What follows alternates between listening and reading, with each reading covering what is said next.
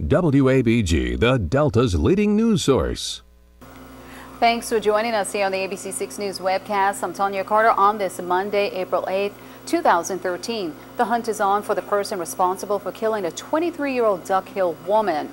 Montgomery County Sheriff's Office says 23-year-old Shayla Myers was shot to death in her Duck Hill home, possibly around noon Friday. Myers' mother finding her daughter shot multiple times later that evening. Investigators say there was no signs of forced entry into the home. Myers' body was sent to the crime lab for an autopsy. Right now, MBI, Duck Hill Police, and the Montgomery County Sheriff's Office are chasing down leads in this case.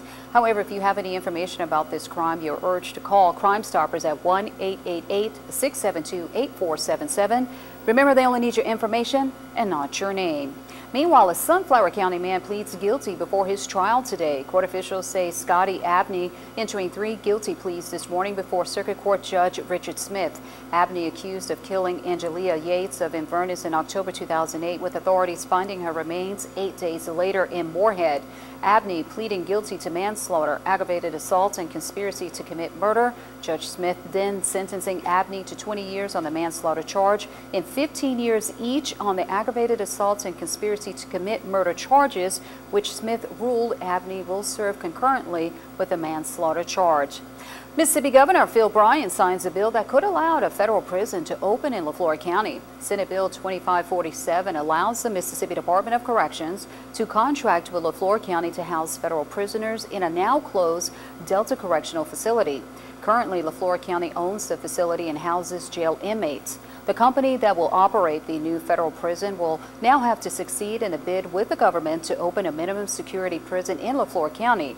If it succeeds, then the company will have to build a 150-bed jail for Leflore County. Right now, the bidding process is on hold due to federal government cuts. The new prison could create as many as 400 jobs in Leflore County.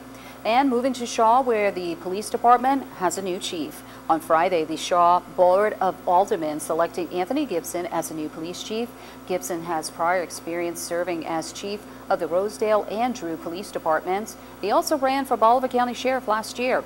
Gibson beat out 8 other candidates for Shaw Police Chief and started work Monday, but is under a 6-month probation period. Well, turning to state news, the first West Nile virus case for 2013 is reported. The case was reported in Madison County.